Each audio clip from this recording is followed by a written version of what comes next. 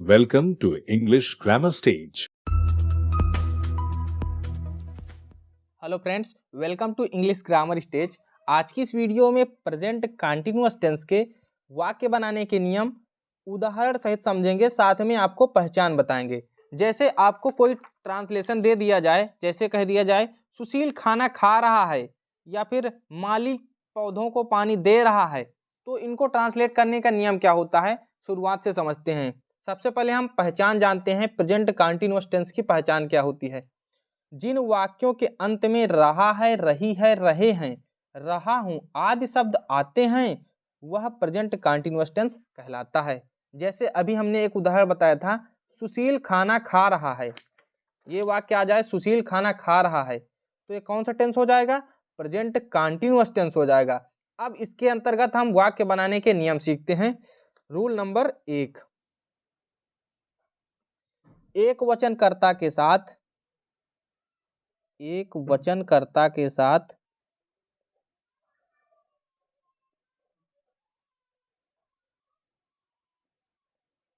सहायक क्रिया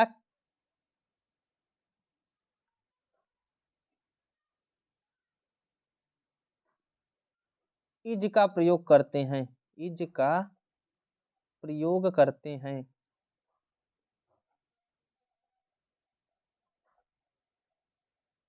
ठीक। रूल नंबर 2, बहुवचनकर्ता के साथ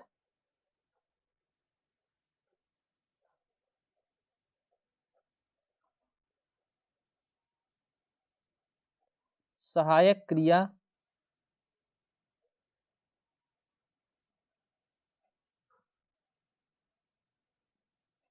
आर का प्रयोग करते हैं। ARE, आर का प्रयोग करते हैं।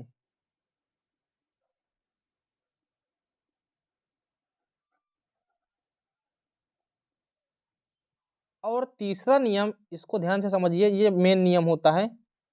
मुख्य क्रिया में ING जोड़ते हैं। मुख्य क्रिया में ING जोड़ देते हैं।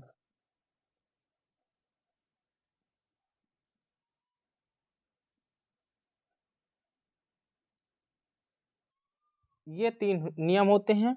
और एक नियम, इसको भी ध्यान से समझिए, ये भी इम्पोर्टेंट है। कर्ता मैं के साथ, कर्ता मैं का मतलब क्या होता है? मैं आई जिसकी अंग्रेजी होती है, इसको मैं ब्रैकेट में लिख देता हूं। कर्ता आई के साथ सहायक क्रिया एम का प्रयोग किया जाता है। AM का प्रयोग किया जाता है।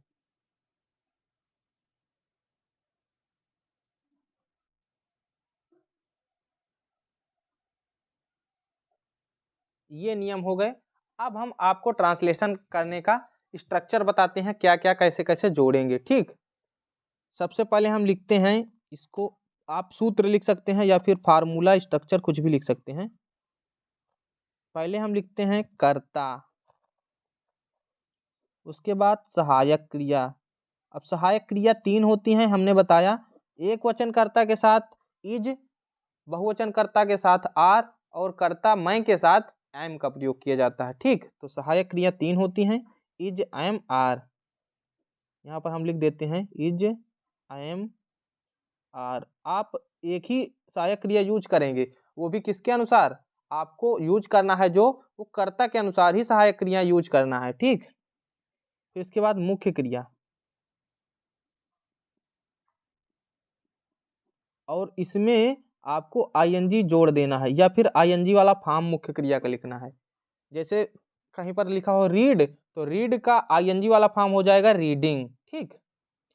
इसी प्रकार अब आगे लिखते हैं ऑब्जेक्ट। ऑब्जेक्ट का मतलब होता है कर्म, जो भी आगे कर्म दिया रहता है। ठीक। और उसके बाद अन्य शब्द। ये इसका जो है सूत्र होता है वाक्य बनाने का। अब हम वाक्य पर आते हैं। जैसे हमने पहला वाक्य लिया था, पहला वाक्य हमारा क्या दिया गया था?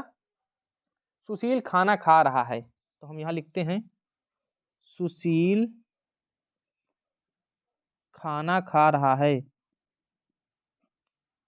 खा रहा है।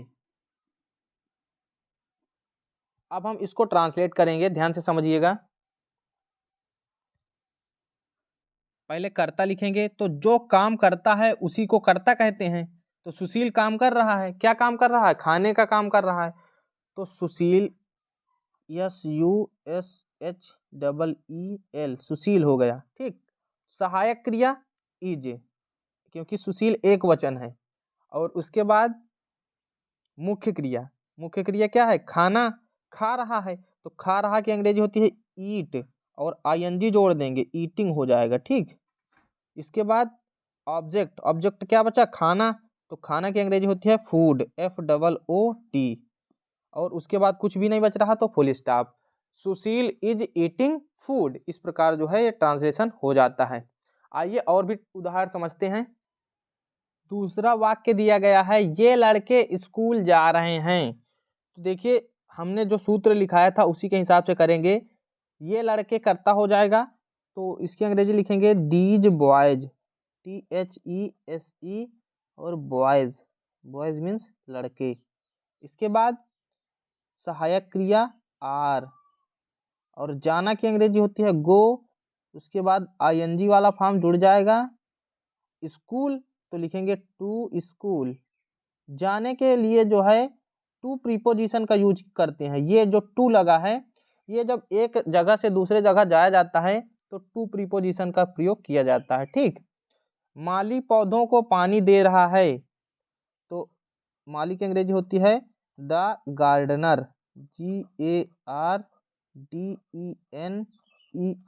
गार्डनर।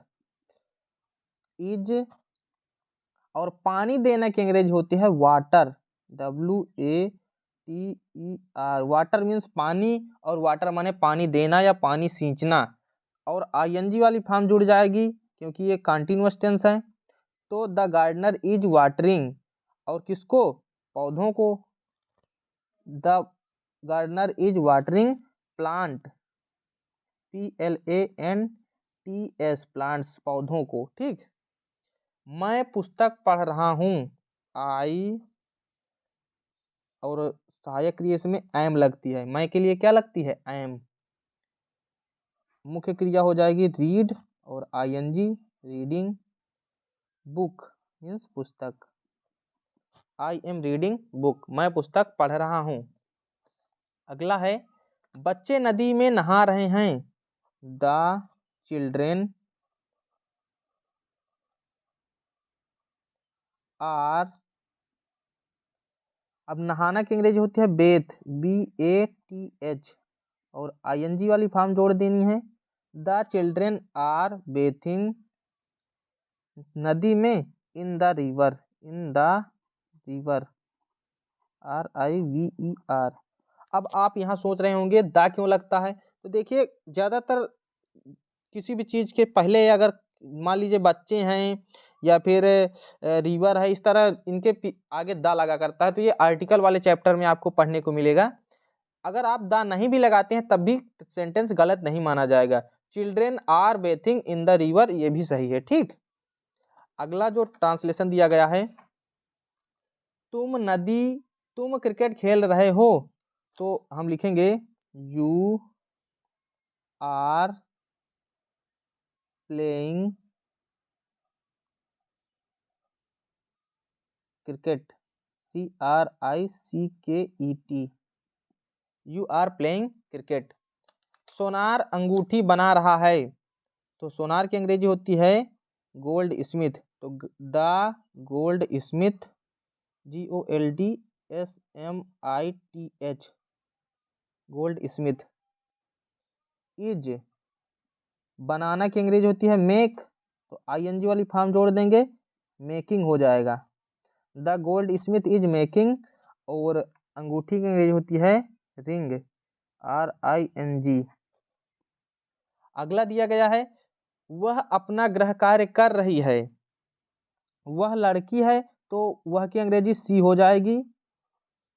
इज, करना की अंग्रेजी होती है डू, और ING जोड़ देंगे, डूइंग हो जाएगा। अपना गृह कार्य तो हो जाएगा her homework, her homework, HOMEWORK,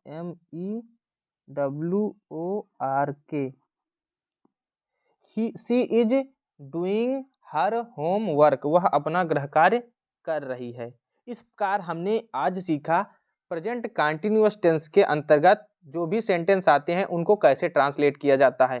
इसमें हम आपको बता देते हैं जो सहायक क्रिया होती है वो 3 होती हैं, इज, एम, आर। क्या क्या होती हैं? Is, am, are. अगर कर्ता एक वचन है तो इज आएगा, अगर कर्ता बहुवचन है तो आर आएगा, और कर्ता अगर आई आ जाए, आई का मतलब मैं, तो एम लगाना है। ठीक, और मुख्य क्रिया में ING जोड़ देना है। ठीक, ये टोटल नियम होता है। अगर आपको ये वीडियो पसंद आया तो वीडियो को लाइक जरूर कीजिए और अपने दोस्तों के साथ शेयर कीजिए।